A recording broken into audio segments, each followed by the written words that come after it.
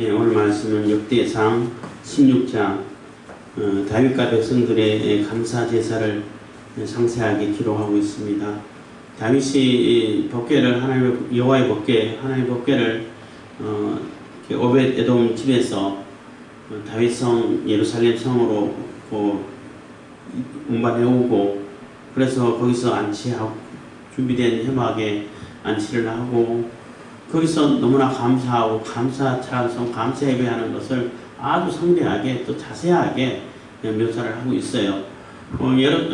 사무엘하에 보면은 그냥 감사 예배를 드렸다 이렇게 하고 한 줄로 끝내는데, 여기서는 뭐 40몇 절을 이렇게 할량해가지고 16장을 해서 상세하게 기록하고, 다윗이 또 당부하는 말, 기도이기도 하고 당부하는 말 이렇게 하고, 그러면 백성들이 아멘 하고, 그래서 돌아가고, 이런 모습 굉장히 성대하게 웅장하게, 그래서 모든 것 중심이 바로 예배가 된다라는 것을 보여주고 있어요. 이 역대기를 기록하고 있는 이 저자가 에스라죠. 에스라가 그 바벨론 포로에서 돌아와 가지고 실망하고 다시 재건을 해야 되는데 그거 잘 안 되고, 뭐 우리가 이스라엘 백성이 맞아, 하나님 우리가 함께 하시는 거 맞아, 이렇게 혼란스러워, 정체성에 대한 혼란이 있고, 그래서 그냥 뭐 일반 사람들이 사는 것처럼 똑같이 그냥 그들 모습대로 따라하고, 그래서 여러 번 첩도 두기도 하고, 이렇게 살다가 그게 아니야, 하나님 중심하고 하나님께 예배하고 제사하고 찬양하는 그게 중심이 딱 이렇게 서 있으면은, 우리가 하나님 중심으로 딱 들어와 가지고 흔들림 없이 있으면은 다윗이 누렸던 그 부귀영화, 그 부강함을 누릴 수 있어, 다시 재건되는 거야 하는 그러한 메시지를 전하고 있는 거예요. 그래서 그 법궤를 운반해 와 가지고 오벳에돔이라는 사람도 여러 명 나와요. 역대기에서 보면은, 역대상에 보면은 여러 명이 나오는데 최소한 2명 이상은 되죠. 동명이인인데, 어쨌든 그 오벳에돔도 레위 족속 중에 뭐 한 사람 같기도 하고, 그래서 움직이를 주로 하는 사람 같아요. 그 법궤를 보관했던 사람 이름이. 거기서 하나님께서 큰 복을 베푸시는 걸 보고, 항상 여호와 하나님의 언약, 약속하신 말씀, 하나님이 중심으로 딱 우리에게 가운데 서 있고, 그 하나님을 찬양하는 찬양이 중심이 있고, 예배가 다 중심으로 딱 고정되어 있으면은, 그 중심에 있으면은 우리가 이렇게 풍성함을 누리고, 또 이렇게 부강함을 누리고, 주변에 있는 나라들이 다 복속되고 굴복하는 이런 엄청난 일이 벌어진다는 거예요. 그래서 풍요를 주는 것은 바알이 주는 게 아니라, 이방신이 주고 이방 그 우상이 주는 게 아니라, 이 모든 생사복을 주장하시는 분은 바로 여호와 하나님이시다. 그러니까 그 하나님 중심 안에 우리가 들어와 있어야 된다는 거예요. 그래서 그 하나님께 예배하고 감사 찬송하고, 서로 이렇게 또 나중에 또 떡을 나눠주면서 같이 참여하고 같이 나누고, 이런 모습 볼 때 그게 하나님께서 세우시고자 하는 그 나라라는 거죠.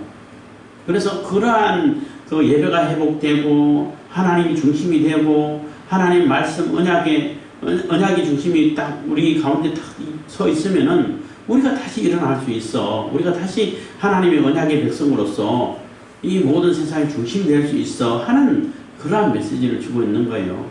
그래서 16장에는 그 예배하는 모습, 그리고 다윗의 뭐 기도 겸 당부라고 말씀을 백성들에게 당부하는 그 당부의 말씀이라고도 할 수 있는데, 그러한 얘기를 하면서 다 아멘하고 감격하고 감사하고, 그래서 이제 다 웅장하게 다 마치고 각기 이제 또 집으로 돌아가고 하는 그러한 모습을 그리는 것이 역대상 16장입니다.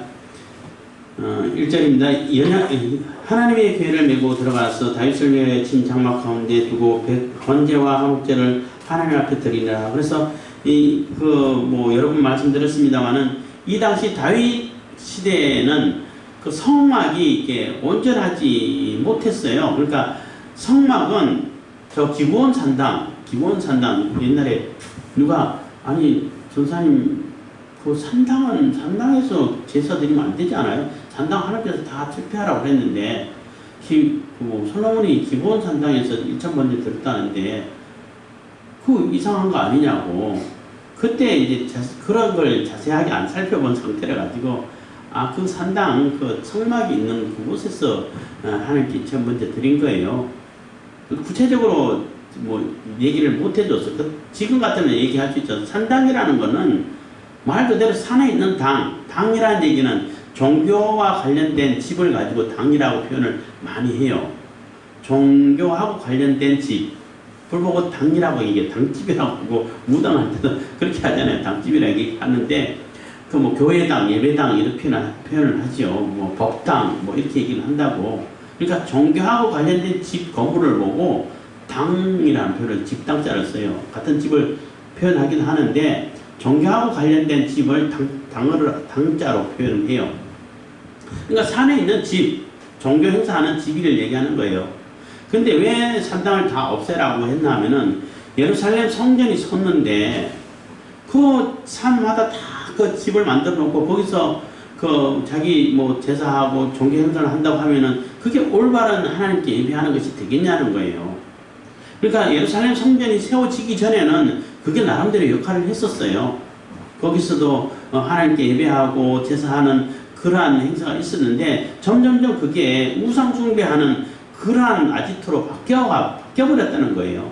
그래서 예루살렘 성전이 지어지고부터는 여기서만 예배드려라, 산당에서 하지 말아라, 이렇게 이제 선언이 돼가지고 산당 예배가 금지되기 시작했는데 솔로몬이 기브온 산당에서 할 때는 성막이 있는 그곳이에요.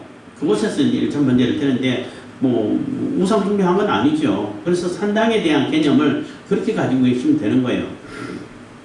근데 그 법궤가 성소를 지성소를 이제 지성소에 넣어놓는 법궤인데 그 법궤가 블레셋에 가져갔다가 뺏겨버리고 그래서 다시 이제 베스메스로 돌아오고 이런 과정을 거치면서 거기 뭐 하여튼 그 한 70년 동안 거기 그 이름이 생각나는데 하여튼 베스메스인가 하여튼 그거 이름 바로 요즘 하도 잘 잊어버려서 거기 방치되어 있는 상태에 있다가 다윗이 너무나 하나님 중심으로 살고 싶고 하나님 언약을 다시 회복하고 싶고 또 하나님 나의 왕은 하나님이십니다. 이스라엘의 왕은 하나님이시고 난 대리자입니다. 이런 신앙 고백을 하고 싶고 하다 보니까 그 법궤에 대한 열망이 굉장히 간절함이 있어서 그것을 어차피 다 이제 예루살렘 성으로 다 옮겨오기를 또 계획하고 뭐 그런 마음이 있으니까 그걸 먼저 예루살렘으로 옮겨온 거예요. 거기서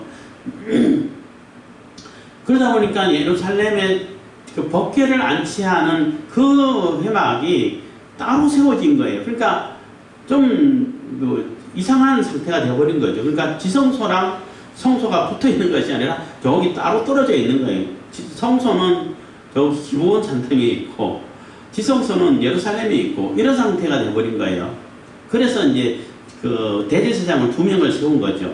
아비아달은 저기 아비아들을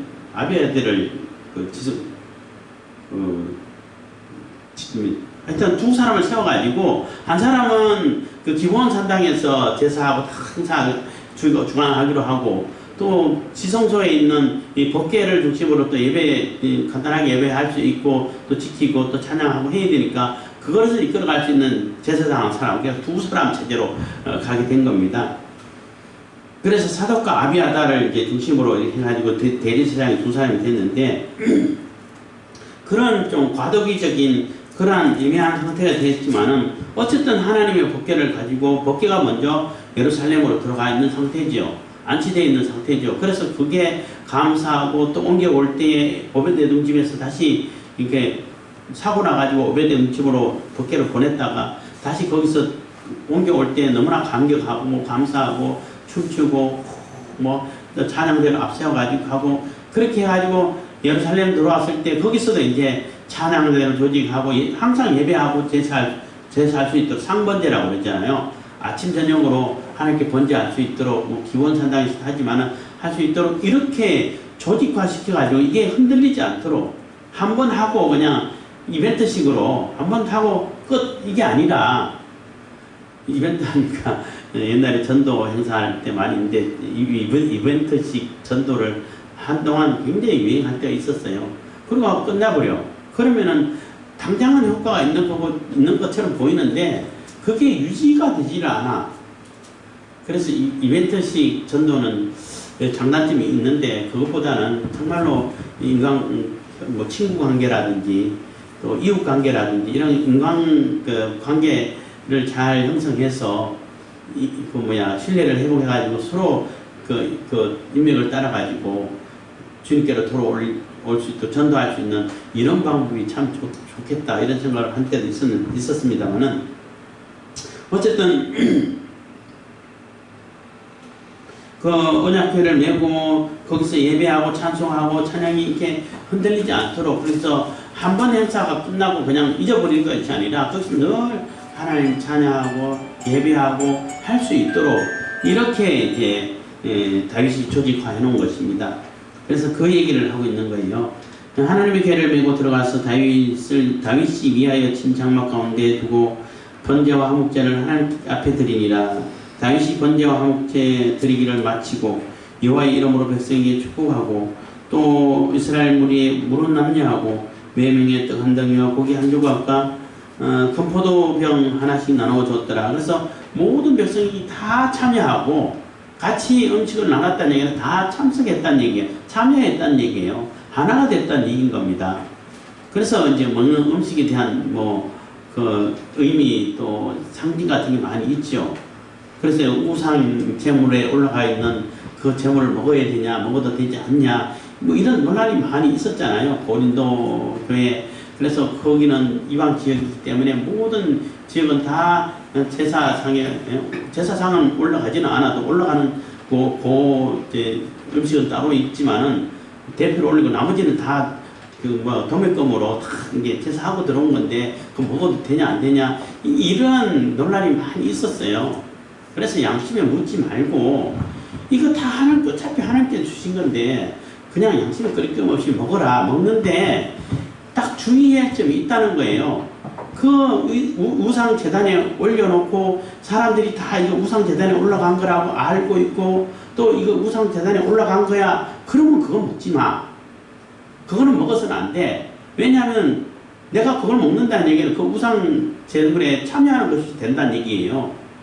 그거는 먹지 말고 그런 얘기를 아니 그냥 시장에서 파는 거 올라갔는지 안 올라갔는지 모르고 재단에 올라갔는지 안 어쨌든 모르고 어쨌든 간에 이게 시장에서 파는 거 어차피 파는 거 그거 들어갔다 나온 거기 때문에 올라간지 안 올라간지 몰라요. 그래서 파는 사람도 올라간지 안 올라간지 몰라. 어쨌든 간에 거기 사가지고 파는 거기 때문에 그런 거는 물어보지 말고 그냥 이거 올라갔어요 안 오고 굳이 그런 거 물어보지 말고 끓김 갖지 말고 그냥 맛있게 즐겁게 하나님께 감사하면서 먹으라는 얘기예요.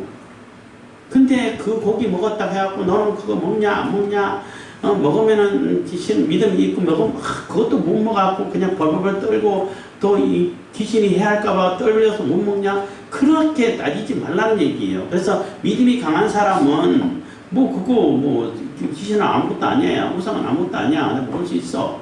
귀신이나 무서워해. 그렇게 있는 믿음 있는 좋은 사람은 믿음이 약한 사람 보고 아유 그것도 안 돼 하고 이렇게 욕하지 말라는 얘기예요. 그 믿음의 분량이 그것밖에 안 되고 아직 어린 믿음으로 어린데 그걸 잘 보호해주고 지켜주고 그러구나. 너 그거 마음이 그렇게만 안 먹어도 돼. 그럼 내가 먹는 거 좀 불편하면 나도 안 먹을게. 이런 아량을 그러한 넓은 마음을 가져야지. 그리고 또 믿음이 약한 자들은 저거는 다 어차피 거기 들렀다 오는 건데 저거 먹으면 안 됐대. 어떻게 저런 걸 먹을 수 있어? 이렇게 비방하지 말라는 거예요. 그런 걸 물어보지 말고. 그래서 사람들이 얘기할 때에 이거는 제사상에 올라갔던 음식이야. 제사상을 얘기하고 알려주면은 그거는 먹지 말라는 거예요. 그 우상 숭배하는 자들은 그게 먹어서는 안 된 사람이 먹게 되면은 이게 해를 입는다는 그런 인식이 있어요. 그런 믿음이 있고 사상이 있는데 그래서 굉장히 두려워해. 아무거나 함부로 먹는다는 걸. 그래서 거기에 참여하지 않는 사람은 안 먹는데 한 번은 제가 어떤 공장에서 아르바이트 할 때에 들어가서 할 때 어떤 사람이 점심식 때 도시락 싸와서 먹는데 고기를 풀어놨더라. 그래서 고기네 하고 먹었는데 피기가 많아서 살코기 중심으로 이렇게 이제 먹고 있는데 한참 서너 번 먹었어요. 먹다가 여러 사람 먹다 보니까 한 반 정도 줄었어. 쭉 먹다가 이거 제사상에 올라간 거예요. 보살지낸 고기예요. 그래요? 아 그러세요? 그럼 안 먹었어. 그거 아까 먹었잖아요. 아니, 그건 내가 모를 때 먹었고 그거 괜찮아요? 괜찮지 그럼 안 괜찮아요. 그 괜찮냐고 묻는 이유가 그 뭐라 그러지 손이 있다 그러잖아요. 해를 당하지 않겠냐는 거예요. 먹으면 안 되는데 먹었기 때문에 뭐 탈난다든지 뭐 배탈 난다든지 막 이게 이상이 생겨가지고 귀신 역사를 나타내지 않겠냐는 거예요. 그런 의미예요. 괜찮지요. 그러면 뭐 잘못됐어요. 그리고 나 안 먹잖아요. 모를 때는 먹어도 괜찮은데 그걸 얘기한 이상은 안 먹어요. 저도 안 먹어요. 뭐 어떻게 해요? 갖다 버리세요. 다 드시든지 갖다 버리든지 하세요. 이렇게 얘기를 한 거예요.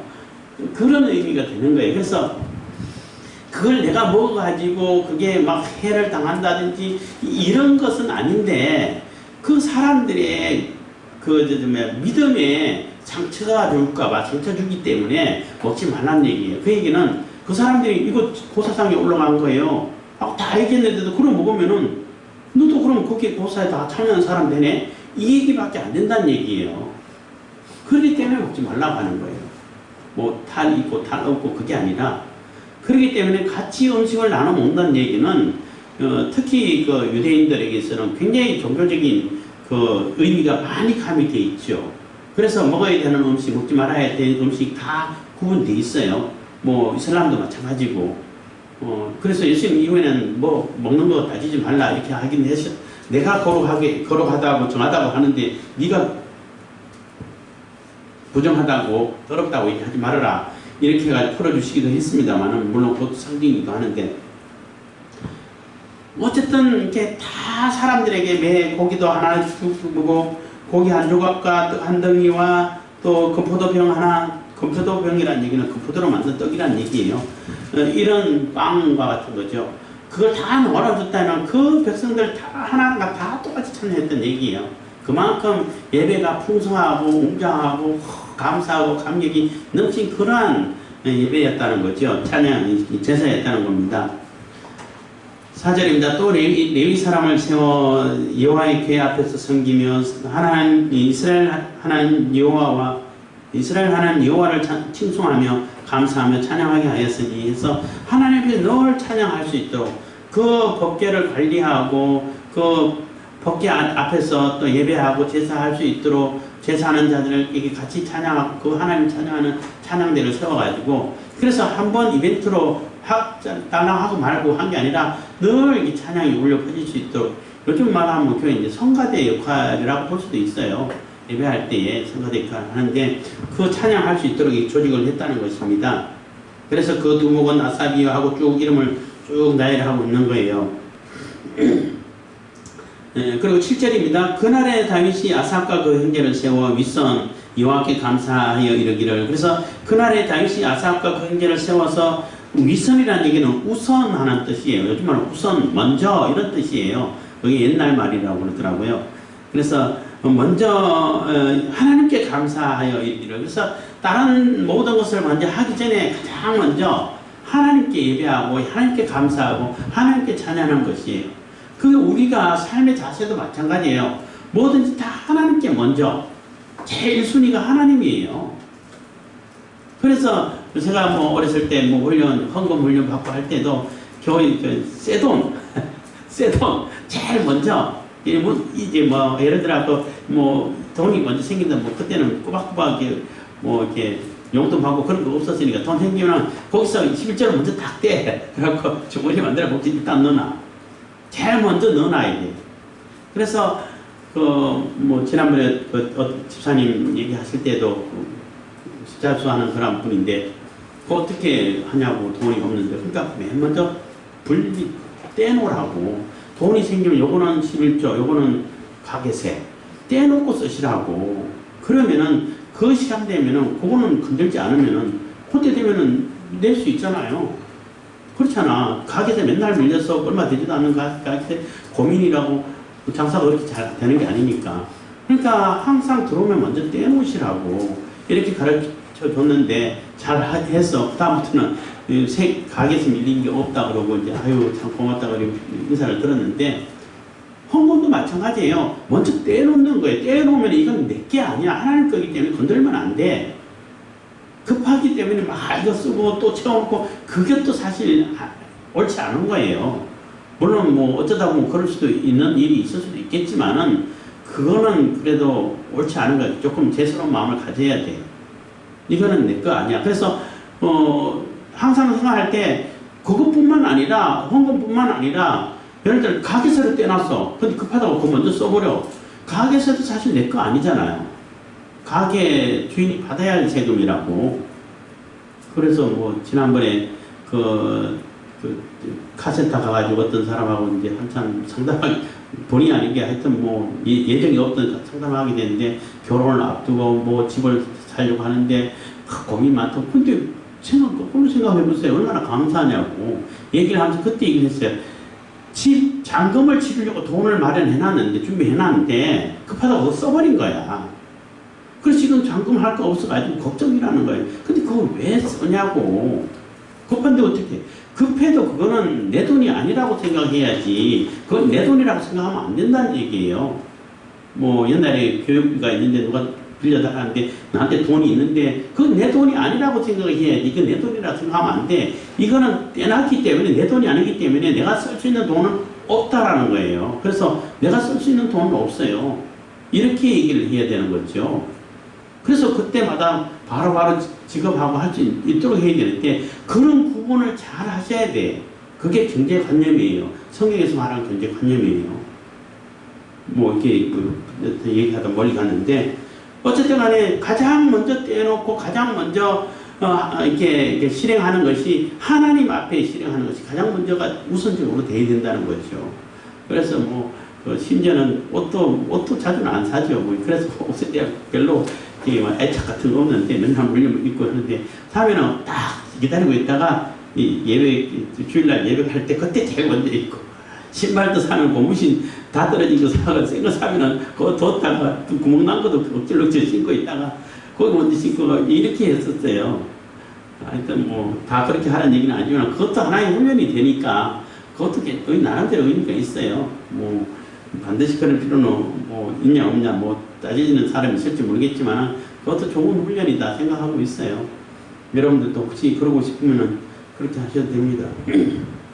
그래서 가장 먼저 하나님께 감사하고 제사하게 감사하게 하여 이르기를. 그래서 뭐든지 하나님 중심으로 해라. 뭐든지 하나님께서 다 하신다.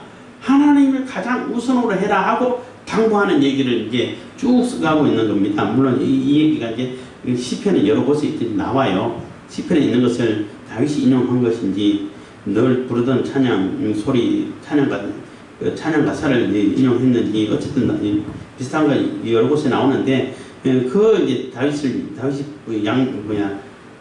부탁을 하는 겁니다. 이렇게 권면을 하는 거죠.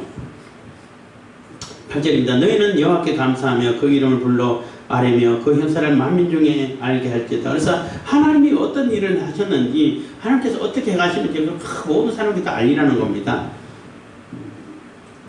9절 그에게 노래하며 그를 찬양하며 그 모든 기사를 말할지어다. 그래서 하나님께서 어떻게 행하셨는지 어떻게 우리를 이끌어 주셨고 어떻게 우리를 도와주시고 우리를 세워주시고 우리를 살려주시고 건져주셨는지 그것을 다 하나님을 찬양하면서 얘기하라는 것입니다. 그 성호를 자랑하라. 무릇 여호와를 구하는 자는 마음이 즐거울지로다. 그래서 하나님의 이름 성호 하나님의 이름을 자랑하고 하나님 하신 일들을 이렇게 넓게 알리고 하는 이런 하나님을 온전히 구하고 그 심령의 마음 깊은 중심에서 하나님을 구하는 자들은 즐거울 수밖에 없다는 겁니다. 즐거울지로다 한 얘기는 하나님이 주시는 기쁨이 참 기쁨이에요. 가장 즐겁고 가장 감격스럽고 정말로 말로 다 할 수 없는 그러한 표현이 잘 될 수 없는 그런 기쁨을 맛볼 수 있고 누릴 수 있는 거예요. 하나님께서 주실 때에 사람이 만든 기쁨은 그거는 한계가 있고 가짜가 많죠. 그 얘기입니다. 11절 여호와와 그 능력을 구할지어다. 그 얼굴을 항상 구할지어다. 그래서 하나님의 능력을 구하고 하나님의 얼굴을 구하고 늘 하나님 앞에서 살아가는 겁니다. 하나님 능력을 구해서 일할 때는 내 능력보다 훨씬 큰 능력을 나타내겠죠. 나라가 온전히 지켜질 겁니다. 12절 13절 그 종 이스라엘의 후손 곧 택하신 야곱의 자손 너희는 그 행하신 기사와 그 이적과 그 입의 판단을 기억할지어다. 그래서 그 이적과 그 입의 판단이라는 얘기는 그 입의 율법을 얘기하는 거예요. 판결을 얘기하는 것이고 율법을 얘기하는데 하나님 말씀, 율법의 말씀을 얘기하는 것입니다. 그것을 늘 기억해서 잊어버리지 말라는 겁니다. 14절 그는 여호와 우리 하나님이시라 그의 판단이 온 땅에 있도다. 그래서 하나님의 판단, 하나님 판결, 하나님께서 모든 것을 결정하신다는 거예요. 그게 온 땅에 있다는 것입니다. 15절 너희는 그 언약 곧 천대에 명하신 말씀을 영원히 기억할지어다. 결코 하나님 말씀 잊어버리지 말라는 겁니다. 16절 이것은 아브라함에게 하신 언약이며 이삭에게 하신 맹세며 이게 어느 날 갑자기 한번 하고 띵 하는 게 아니라 아브라함 때부터 아브라함, 이삭, 야곱을 쭉 이어가면서 계속 해오던 약속이라는 거예요. 하나님 말씀이. 그래서 이것은 아브라함에게 하신 언약이며 이삭에게 하신 맹세며 이는 야곱에게 세우신 율례 곧 이스라엘에게 하신 영원한 언약이라. 18절 이러시기를 내가 가나안 땅을 네게 주어 너희 기업의 지경이 되게 하리라 하셨도다. 그래서 가나안 땅을 주시겠다고 약속의 땅이라고 그러죠. 약속하신 대로 하나님께서 이렇게 주셨다는 거죠. 조상 때부터 약속하신 것을 이루셨다는 겁니다. 그래서 하나님께서 약속하신 것은 반드시 이루어진다는 거죠. 이루신다는 거예요. 하나님께서. 19절 때에 너희 인수가 적어서 매우 영성하며 그 땅에 객이되어. 그래서 그때는 너희 인수가 매우 적어서 영성하다는 얘기는 그 영과 같은 아무런 미미한 존재라는 얘기예요. 영성 영적이고 육적이고 이런 영이 아니라 제로라는 뜻이에요. 제로. 성장이 제로와 가지고 인수가 너무 작아가지고 사람들이 볼 때 에휴 쟤들은 뭐 힘쓰겠나 할 정도로 이렇게 영향력이 없는 그런 나약한 상태였다는 겁니다. 그래서 객이 되어가지고 애굽에서 가나안 땅에 살 때도 객으로 살았고 애굽에 내려갈 때도 나그네로 살았죠. 그래서 애굽에서 종로로 탄 거는 그렇게 오래 안 됐어요. 자꾸 사람들이 400년 동안 종로로 됐다고 이렇게 표현하는데 400년 동안 종로도 안 했죠. 그러면 회복이 되나요? 400년 동안 객 생활 나그네로 산 거죠. 근데 그 종로로 단 거는 요셉을 알지 못하는 그런 왕조가 바뀜으로 인해 가지고 이스라엘 민족이 커가고 번성해가고 하니까 그게 위협이 돼가지고 신분을 확 낮춰가지고 노예로 삼아버린 거예요. 그전에는 귀족 대접을 받고 살았죠. 나그네지만은. 왜냐하면 요셉으로 인해 가지고 애굽이 계속 존재하게 되고 계속 그 강대국으로 유지할 수 있었기 때문에 귀족 계열에 들어가 있었죠. 그렇지만은 나그네였지. 이렇게 이해를 하셔야 되는 겁니다. 그래서 20절입니다. 이 족속에게서 저 족속에게로 이 나라에서 다른 민족에게로 유리하였도다. 사람이 그들을 해하기를 용납하지 아니하시고 그들의 연고로 열왕을 꾸짖어. 그래서 그러한 나약한 모습이고 나라도 없이 정처도 없이 이렇게 나그네 인생으로 이렇게 더불어 사는 그러한 얹혀 사는 그러한 신세의 민족이었는데 그래서 이 족속에게 저 족속에게 이 나라에서 저 나라로 그냥 여기 갔다 저기 갔다 이렇게 떠돌아다녔는데 하나님께서 이 가나안 땅을 주셨다는 거죠. 그걸 전제로 얘기하고 하는 거예요. 근데 그럴 때에도 불구하고 그러한 상태임에도 불구하고 여러함이 이스라엘을 뭐 해를 가한다든지 이스라엘을 함부로 건든다든지 요즘 건든다는 표현을 많이 쓰죠. 하면은 하나님께서 이스라엘을 보호해서 그들의 열왕들을 다 꾸짖어서 열왕들을 다 진멸을 해버리고 심판했다는 거예요. 하나님의 보호가 있었다는 겁니다. 그래서 하나님께서 그들의 열왕들을 꾸짖었고 22절 이러시기를 나의 기름 부은 자를 만지지 말며 나의 선지자를 상하지 말라 하셨도다. 그래서 건들지 마. 이스라엘은 내 백성이야. 내가 선택한 자야. 잘하고 못하고는 내가 판단해. 내가 벌 주면 벌 주고 복을 주면 복을 주고 하기 때문에 너희들은 간섭하지 마. 건들면 가만히 안 둘 거야. 이 얘기를 하는 거예요. 그래서 하나님의 보호하심이 굉장히 중요하죠. 그게 힘하고 관계되어 있습니다. 어쨌든 23절입니다. 온 땅이 여호와께 노래하며 그 그 구원을 날마다 선포할지다. 그래서 온 땅이 하나님께 노래하고 그 구원을 날마다 선포하고 감격하고 이런 세계를 꿈꾸고 있다는 거죠. 하나님께서 계획하고 계신 거예요. 이스라엘뿐만 아니라 이스라엘을 통해 가지고 온 세계가 다 하나님을 찬양하고 하나님께 영광 돌리고 하나님 구원을 노래하고 하나님께서 주신 그 은혜를 감격해야 하면서 기뻐 찬양하고 이 세계를 꿈꾸기 위해서 천국을 만들고 계시고 천국을 건설하고 그쪽으로 우리를 인도해 가고 계시는 거예요. 근데 그것은 하나님께서 하셨기 때문에 다 이루시겠죠. 물론 어떤 과정을 거치는지 우리는 다 알지 못하지만. 근데 이제 딥스 세력들은 그걸 흉내내는 거야. 그거 하나님 가짜야. 하나님 없어. 이렇게 애써 그냥 하나님을 부정하고 자기들이 하나님 것처럼 다 계획해가지고 그래서 뭐 일루미나티 카드 자주 얘기하는데 그 카드에 1994년도에 나왔던 74년도라고 그랬나? 하여튼 굉장히 오래됐는데 지금 뭐 일어나는 일들 미리 그 카드에 다 기록되어 있어. 그래서 이거는 놀랍다. 소름 끼친다. 라고 이렇게 얘기를 하는데 소름 끼칠 일이 아니에요. 자기들이 요거 하겠다고 정해놓고 그거 보면은 그 9.11 테러 같은 거라든지 이런 것도 다 연관되어 있는 것 같아요. 거기서 뒤에서 조종한 것 같아. 예. 그리고 이제 팬데믹 이것도 마찬가지고 우한 폐렴 이거 전국 이렇게 전 세계로 퍼뜨린 것도 마찬가지고 이런 것도 다 그들이 뒤에서 배후에 조종하고 돈 내주고 다 조종한 것이라고 볼 수밖에 없어요. 다 예언해놨으니까. 그리고 지금 이거는 제가 생각하는 거예요. 나와 있는 건 아니고 분명히 뭔가를 또 일을 꾸미고 있는 것 같아.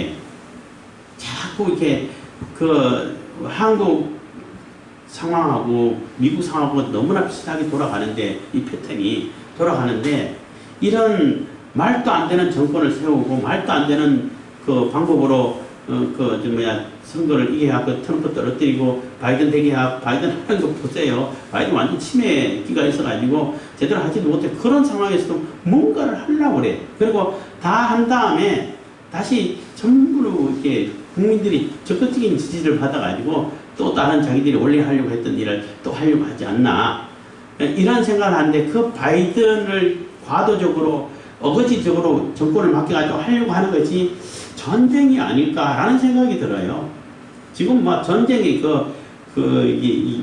열망이 위험도가 엄청 높아져 가고 있거든요. 물론 그렇다고 전 세계 전쟁까지는 아니라 할지라도 그 남중국해 거기서 아니면 대만에서 아니면 한국에서 뭔가를 일으키려고 하지 않을까 이런 생각이 이제 조금씩 들더라고요. 뭐 그거는 이제 두고 봐야 알겠지만은 그건 제 생각이에요. 제가 보는 분석이고 이렇게 돼가는 것이 아닐까라고 생각하는데 어쨌든 간에 이 딥스 세력들은 자기들이 뭔가를 계획해놓고 하나님처럼 똑같이 자기들이 그걸 맞춰가고 끼워 맞춰가는 거예요. 그러니까 놀랄 거 하나도 없어. 일루미나티 카드를 보고 취집하는 거라고 그랬나. 하여튼 그때 이게 그려진 94년도라고 그랬나. 만들어진 그 카드에 이미 지금 뭐 세계 뭐 동경올림픽 안 열리는 것도 마찬가지 있고 우한 폐렴 그리고 박쥐 그림 다 나오고 그 9.11 테러 그 얘기 다 나와 카드에 다 나와. 그거는 이 사람들이 예지적인 능력이 있어가지고 맞추는 것이 아니라 그렇게 보이도록 만드는 거죠. 자기들이 할 일을 그렇게 계획해놓고 거기에 맞춰가지고 일을 꾸며가는 거예요. 그게 다 잘 되는 것도 있고 안 되는 것도 있고 그래요. 이제 점점 시간이 가면 갈수록 그들이 원하는 대로 하는 이루는 그 확률은 높아져 가겠죠. 그러면은 점점 세상이 종말이 가까이 온다라고 생각하시면 돼요. 어쨌든 그거는 이제 하나님을 흉내내는 것이고 하나님은 실질적으로 천국을 계획하시고 온 민족이 다 하나님을 찬양하는 그런 세계를 만들어 가시기 위해서 섭리를 다 계획해 놓으신 대로 하나하나 섭리를 이루어가고 계시는 거예요. 그거는 틀림없이 이루어져요. 그 과정과 방법은 어떤지 우리가 알지 못할 뿐이죠. 그런데 결론은 다 그렇게 된다는 겁니다. 그래서 어쨌든 간에 23절 온 땅에 여호와께 노래하며 그 구원을 날마다 선포할지다. 그래서 날마다 하나님께 그 구원을 선포하고 감사하고 감격하는 이런 찬양을 하라는 겁니다. 24절 그 영광을 열방 중에 그 기이한 행적을 만민 중에 선포할지어다. 그 열방 중에 그 기이한 놀랍고 도대체 과학적으로 이해할 수 없는 이런 일들을 하나님께서 하셨을 텐데 그런 일들도 다 선포하라는 겁니다. 25절 여호와는 광대하시니 극진히 찬양할 것이요 모든 신보다 경외할 것이며 그래서 하나님은 어마어마하게 넓고 위대하시고 크시다는 겁니다. 모든 사람들이 뭐 신이라고 하는 그러한 존재들하고는 비교 자체가 안 된다는 거죠. 비교한다는 자체가 이게 신을 모독하는 것이죠. 불경죄에 들어가는 겁니다. 26절 만방의 모든 신은 헛것이요 여호와께서는 하늘을 지으셨습니다. 그래서 모든 신들은 다 헛것이고 사람들이 만든 거고 사람들이 깎아놓은 거고 사람들이 그렇게 생각하는 거지만은 하나님은 그렇지 않다는 거예요. 실질적으로 우주 만물을 만드시고 모든 것을 창조하신 분이라는 얘기예요. 실질적으로 만드신 분이고 그래서 우리가 이런 존재를 보게 되는 것이고 우리가 존재가 있게 된다는 것입니다. 그래서 창조주가 되신 분이시기 때문에 하나님께서 모든 것을 주관하신다는 거죠. 그래서 하늘을 지으셨습니다. 27절 존귀와 위엄이 그 앞에 있으며 능력과 즐거움이 그 처소에 있도다. 그래서 존귀와 위엄 또 능력과 즐거움 하나님께 모든 것이 있다는 겁니다. 위엄도 마찬가지고 권위도 마찬가지고 능력도 마찬가지고 또 기쁨과 즐거움 감격 뭐 이런 것도 다 하나님께 속해 있기 때문에 하나님께서 주신 것이 진짜가 되는 거죠. 28절 만왕의 조속들아 영광과 권능을 여호와께 돌릴지어다 여호와께 돌릴지어다. 그래서 만민의 조속 만방에 있는 조속들아 영광과 권능을 여호와께 돌릴지어다 하나님께 돌릴지어다 하나님께 돌릴지어다 강조를 하고 있습니다. 그래서 오로지 하나님께만 그 영광이 돌아가야 된다는 겁니다. 29절 여호와의 이름에 합당한 영광을 그에게 돌릴지어다 예물을 가지고 그 앞에 들어갈지어다 아름답고 거룩한 것으로 여호와께 경배할지어다. 그래서 여호와의 이름에 합당한 영광을 돌리라는 거예요. 하나님의 이름이 어떠한지 어마어마하게 크신 분이시고 지극히 높으신 분이시고 지존하신 분이시잖아요. 최고 존엄 북한에서 최고 존엄만 얘기하는데 최고 존엄이라고 붙일 수 있는 그러한 존재는 하나님밖에 없어요. 그 하나님께 붙이는 용어예요. 인간에게 최고 존엄 붙이면 안 돼요. 인간은 같은 존엄이지. 대통령이나 나나 똑같은 존엄이지. 김정은이나 뭐 김일성이나 나나 같은 존엄이죠. 같은 인격이고 그렇잖아요. 근데 최고 존엄이라는 얘기는 김일성, 김정일, 김정은이가 하나님이라는 뜻이에요. 그게 아무에게나 그렇게 붙이면 안 돼. 근데 문재인도 최고 존엄 되고 싶어 하지요. 그러면 안 돼. 되지도 못하면서. 될 수도 없고 돼서도 안 되고 뭐 된다고 해서 사람들이 그렇게 따라주나요? 다 비웃지. 그거 따라하느라고 또 무서운 일들이 여러 번 있었는데 어쨌든 그렇습니다. 30절인데 온 땅이여 그 앞에 떨지어다 세계가 굳게 서고 흔들리지 못하는도다. 그래서 하나님이 딱 중심 써 있으면은 이 세계도 하나님 앞에 겁을 내고 두려워하고 떨지 다른 존재들이 다른 데 가서 떨지는 않는다는 거예요. 하나님이 딱 계시면은 다른 존재는 아무것도 아니야. 흔들리지 않는다는 겁니다. 그래서 제가 광명에 있을 때 아이들한테 자주 하는 얘기입니다만은 전사님은 귀신 안 무서워요? 그때 한참 귀신 분신사바 어쩌고저쩌고 해가지고 귀신 놀이가 유행할 때였어요. 귀신 안 무섭냐고 할 때 귀신이 안 무서워해. 그리고 웃고 지나가고 그랬는데 그런 거예요. 하나님을 두려워할 줄 알고 하나님 앞에 바로 써 있으면 하나님 외에 다른 존재는 두려운 존재가 아니라는 얘기예요. 무서운 존재가 아니라는 겁니다. 그래서 온 땅이 그 앞에서 떨지어다 세계가 굳게 서고 흔들리지 못하는 거다. 31절 하늘은 기뻐하고 땅은 즐거워하며 열방 중에서는 이러기를 여호와께서 통치하신다 할지로다. 그래서 결국은 하나님께서 다 통치하신다는 겁니다. 하나님께서 통치하시기 때문에 하나님의 통치가 온전히 이루어지면 하늘도 기뻐하고 땅도 즐거워하고 모든 존재가 피조물이 모든 존재 사물들이 다 기뻐한다는 거예요. 그래서 예수님 오실 때에 모든 존재가 알아보시게 오신다는 거예요. 어떤 특정한 사람들만 알아보게 오시는 것이 아니라 재림하실 때 초림하실 때는 죽으러 오셨기 때문에 특정한 사람들만 알아봐요. 그렇지만 재림하실 때는 모든 존재가 다 알아볼 수 있도록 오신다는 겁니다. 그래서 이 32절 바다와 거기 충만한 것이 외치며 밭과 그 가운데 모든 것은 즐거워할지로다. 같은 얘기입니다. 33절 그리할 때에 살림의 나무들이 여호와 앞에서 즐거이 노래하리니 주께서 땅을 심판하러 오실 것이미로다. 그래서 주님께서 땅을 심판하러 오실 때에 뭐 땅도 나무도 살림의 나무들도 다 노래하고 기뻐한다는 얘기예요. 이게 예수님께서 재림하실 때라고 생각해 보시면 돼요. 그런 예언이라고 보시면 됩니다. 그래서 하나님께서 진정 심판하러 오실 때는 다 모든 사물이 모든 존재가 기뻐하고 감사하고 즐거워한다는 거죠. 물론 우리 사람들도 이제 두 가지 현상이 나타나겠죠.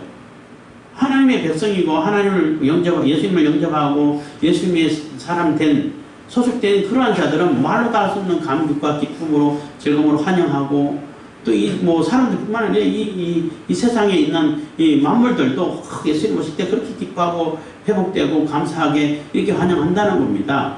근데 하나님을 거역한 자들은 어떻게? 두려움과 공포로 맞이하는 거예요. 두려움과 공포 속에서 빠져버리는 거예요. 거기서 너무너무 공포스러워서 어떻게 할 수 없을 만큼 그렇기 때문에 다 알아본다는 거죠. 두려움으로 알아볼 것인지 감격으로 알아볼 것인지 이런 두 가지 차이일 뿐인 것이지 다 알아본다는 겁니다. 하나님을 사람들이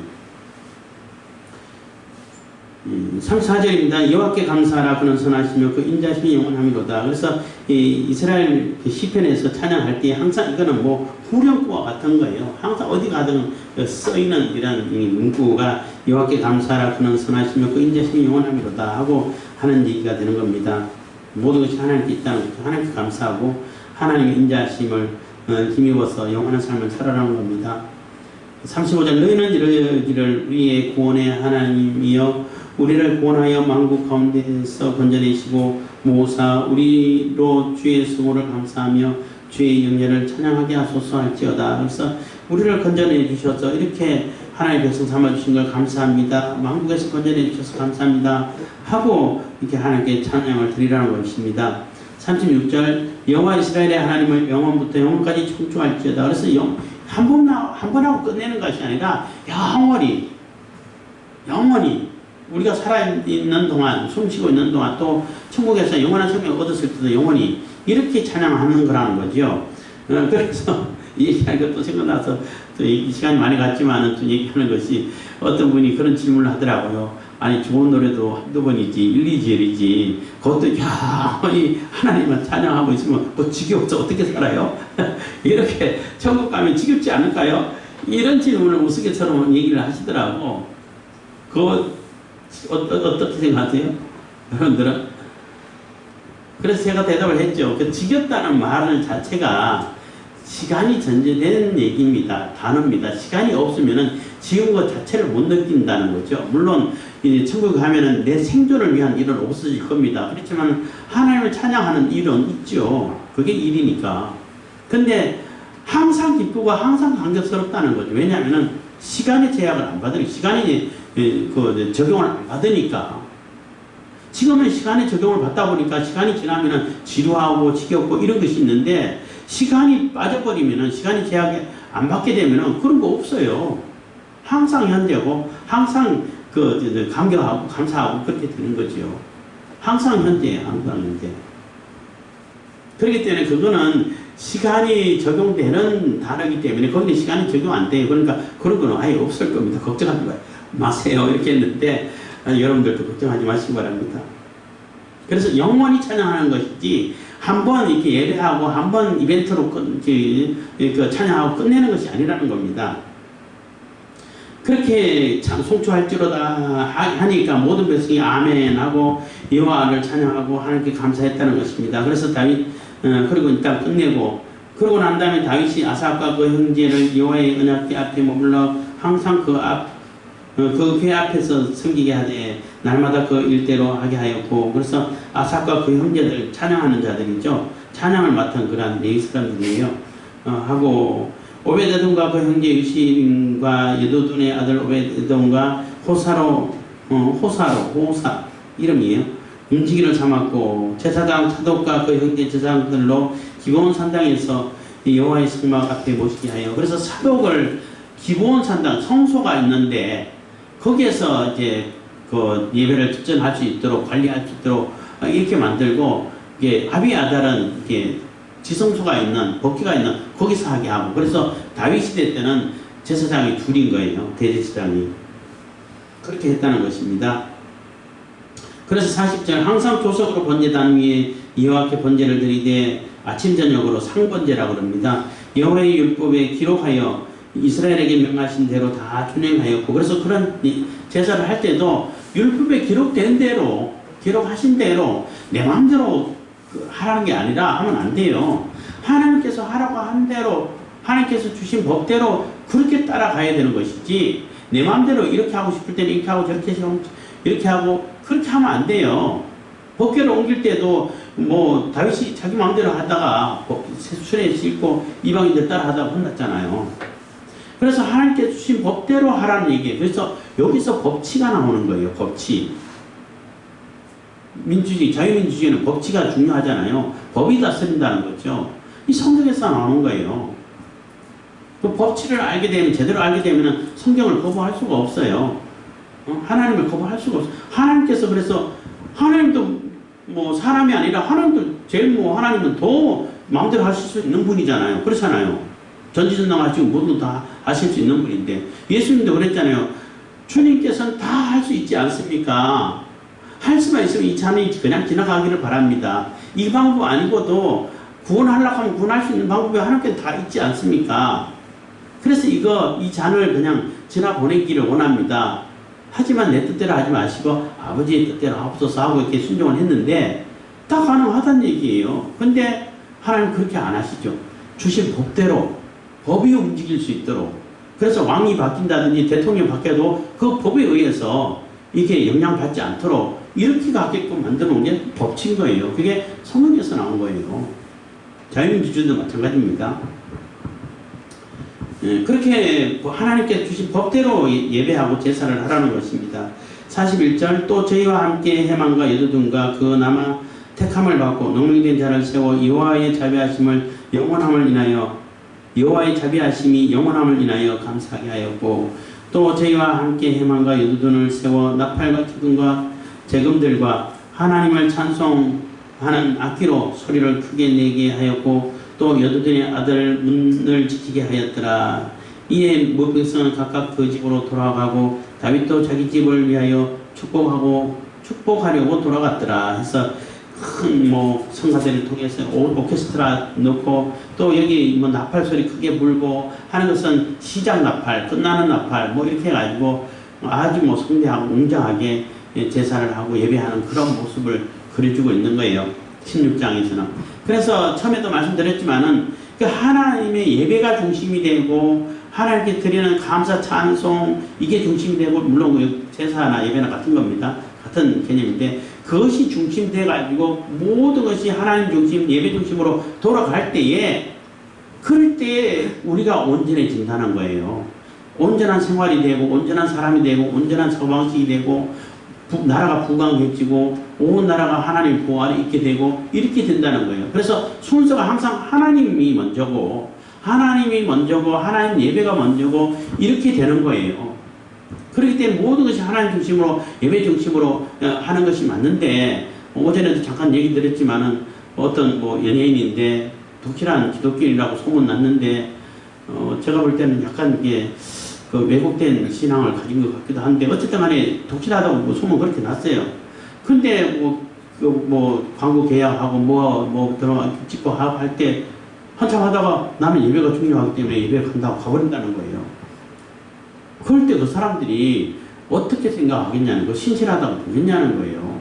그러면 예배가 중요하면 언제 예배가 있습니다. 그 예배 때 지장받지 않도록 계획을 짜주십시오. 그러면 참여하겠습니다. 라고 미리 얘기를 해야죠. 미리 얘기를 하고, 우리는 그거 안 된다. 이렇게 해야 된다. 그러면은 계획하지 말아야지. 내가 손해를 보더라도. 광고 계획하지 말아야지. 다 계획해놓고 안 가.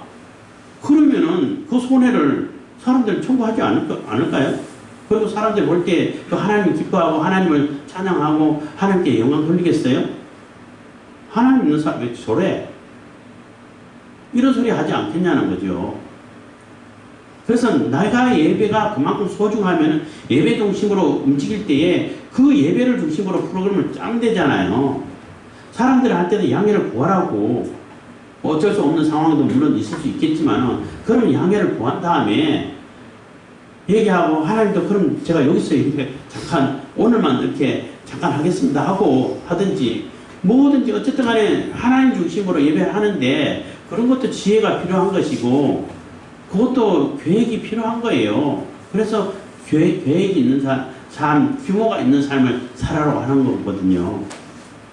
그래서 자꾸 하나님 이름 갖다 붙이고 내 마음대로 그냥 하는데 하나님 핑계대고 그런 얘기는 하지 마세요. 그런 생각을 하지 마시라는 겁니다. 그래서 그거는 종교를 이용해가지고 자기의 어떤 그 만족을 챙기려고 밖에 안 되는 거죠. 그래서 그런 삶도 여러분들 잘 생각하면서 우리가 살아가야 된다는 것입니다. 그래서 모든 것이 하나님 중심될 때에 이 역대기를 써가고 있는 이 에스라도 하나님이 중심되고 예배가 중심될 때에 다윗과 같이 그러한 훌륭한 지도자가 나오고 부강한 나라가 세워지고 주변에 있는 나라들이 다 복속시켜서 조공받게 되고 이런 나라가 됐다는 거예요.